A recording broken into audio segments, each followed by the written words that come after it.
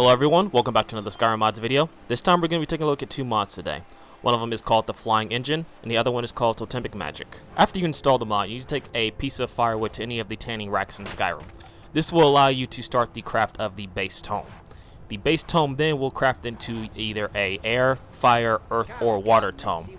From there, if you wish, you can make a greater earth, air, fire, or water tome, or you can start the process of crafting special tomes such as the healing tome, which when placed down allows you to heal yourself over a period of time, the Stone Flesh Tome, which applies the Stone Flesh spell to you and your allies, a Thunder Tome, Warding Tome, so on and so forth.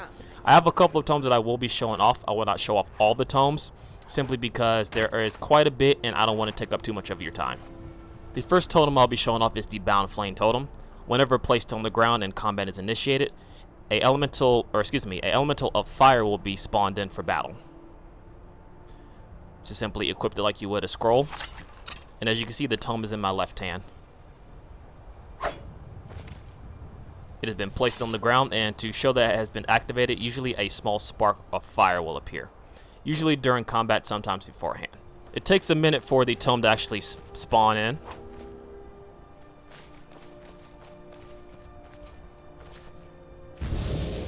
There it goes.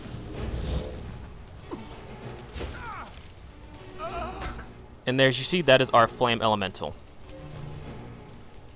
As I said before, one small, not sure if it's a bug or part of the mod itself, it does take quite a while for the tome to actually register that you are in combat or that there's an enemy around. The next tome we'll be showing off is the Firebolt Tome.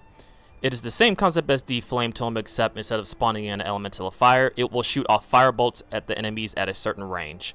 The range is pretty short, however, so be aware of that. Same concept here, you place the tome down. I'll summon a quick bandit here. This a surprise. And as you see, every few seconds it's shooting off a firebolt towards the bandit.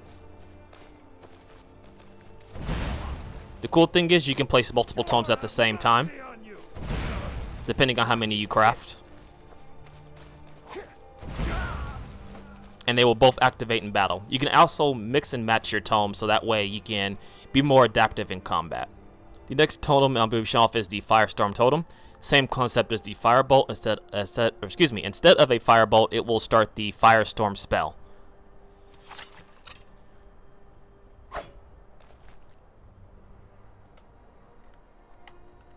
We'll summon two bandits. You picked a bad time to get lost. So there it goes, shooting off. This is the end for you.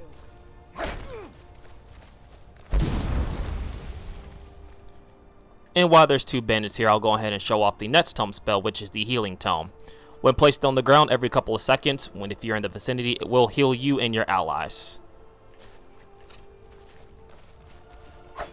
That's all you've got. You'll make a fine rug, cat. As you can see, both the healing and the fire tome are showing off right now. Very powerful stuff.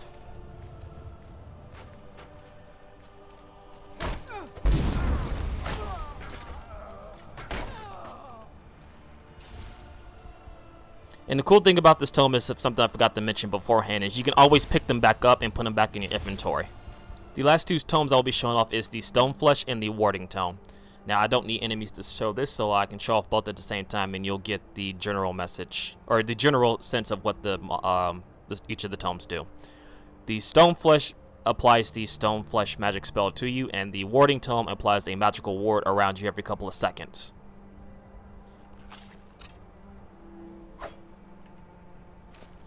So that is the Stone Flesh, and here is the Warding Tome.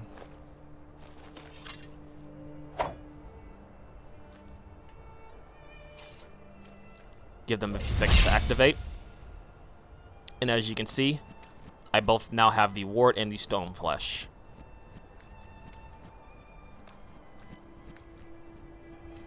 Again, very powerful and very cool stuff.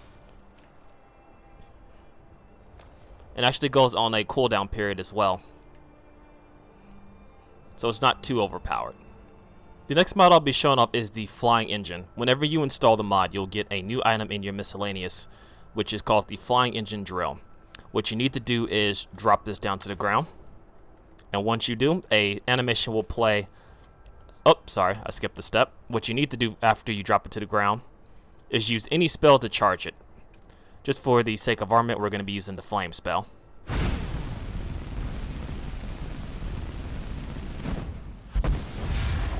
There we go.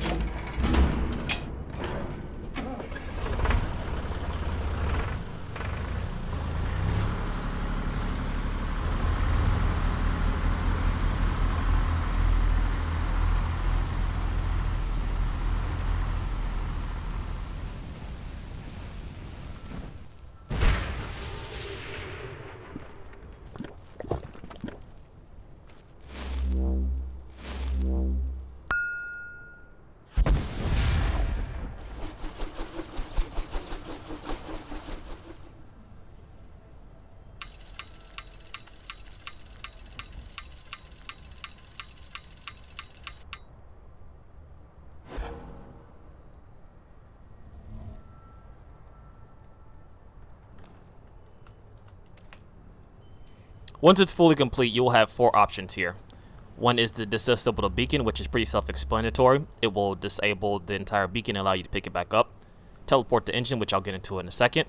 Construct the engine and the get instructions. I highly suggest you read the get instructions. It will summon a book underneath the beacon itself. And this will allow you to essentially know how to control the beacon itself. It also tells you what's all involved in the beacon, such as the shield, teleport, scare, so on and so forth. As you can see here in the extended controls, this will essentially allow you to go any direction once you have the compass field up, and I'll explain that in a minute as well. You can also raise the lift up and down using Alt and Control, and pretty much the speed is the shift button. Now, you cannot use a controller on this, you have to use mouse and keyboard. Anyway, we now have the book, and we will construct the engine.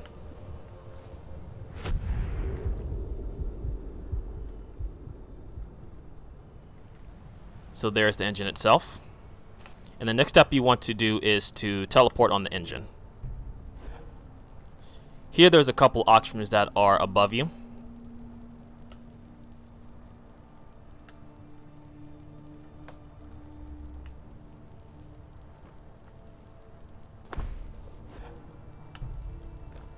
There we go. To make sure, whenever you first spawn on the beacon or on the engine, you'll be inside the center. Just press E on the activate force field to raise up and walk around. There's a couple options, as I said, above you. One is the lift to the ground, which I will explain in a second. The next one is the protective shield. This puts an invisible shield around you and will activate whenever an enemy tries to attack you. The scare was just on the cooldown, will scare enemies that are around you.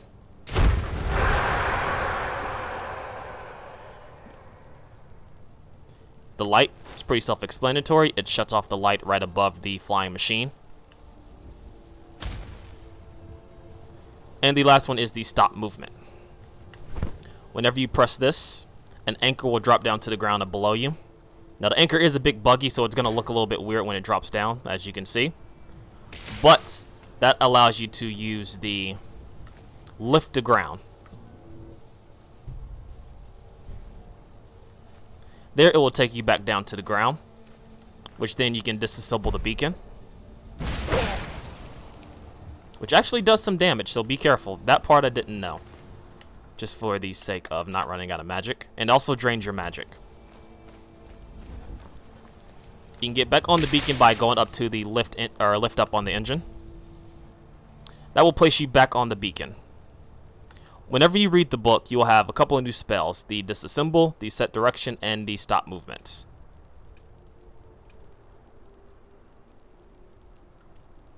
The stop movement will stop the movement of the machine. The set direction will give you a general direction in which where you want to go, along with the controls.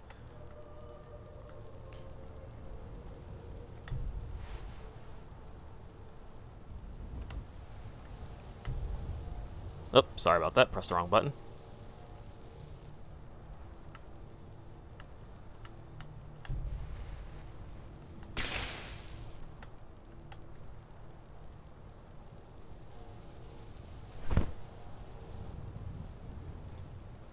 So in my right hand, I am trying to set the direction now. Or excuse me, I activate the wrong hand. After you press it for a certain amount of time, the engine will start to move. In order for this not to happen, you actually need to sit on the platform itself. That's one of the few bugs that is in the flying engine. But as you can see, in theory, it's supposed to move in the direction that you pointed in. So we're back on the flying engine just to kind of show off a little bit more of what it can do. I'm using the controls WASD to move in certain directions. I can see the compass above points to the direction that you want to move. Using the using the A and D buttons will strafe you into point the compass in a new direction. In order to speed up, you can press the shift button. If you wish to lift up on the ground, use the controls and the alt buttons to go up and down.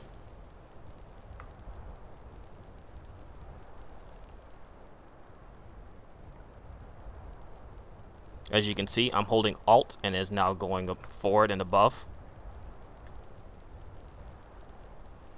Now this is cool in theory and I like it a lot. However, there are a few bugs as you saw before.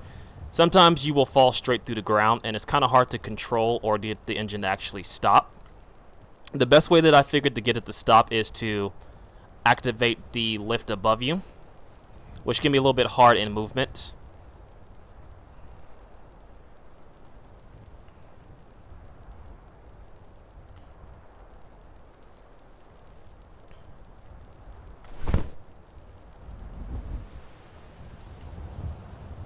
So that way an anchor will drop down to the ground. And this will allow you to step off and go down to the ground to wherever you place the beacon.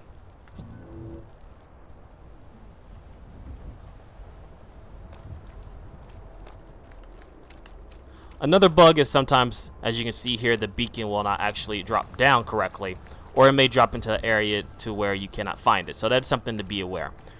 Regardless, I think the mod is a nice concept, but I think it still needs some work and functionality. The last spell that you get with this is the Disa Symbol, which is pretty self-explanatory. Whenever you use it, it disassembles the engine. Pretty quick, straightforward. Again, cool mod and concept. I did want to show it off just in case someone is interested in it, but it does need a little bit more work.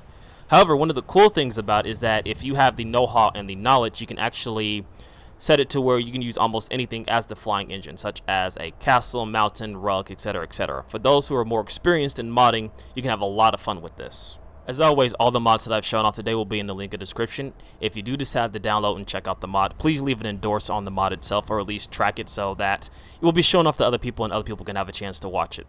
And I'll catch you guys in the next video. Hey everyone, thanks for watching the video. As always, if you liked the video, please leave a like. If you didn't, leave a dislike. And if you haven't already, please consider subscribing to the channel. You can also check the link down in the description for any of the videos that I mentioned or any of the upcoming playthroughs that I'm doing right now. Be sure to also check out g2a.com for some cheap games, as well as my Patreon to help support the channel. As always, I'll catch you guys in the next video, and I greatly appreciate it. Later.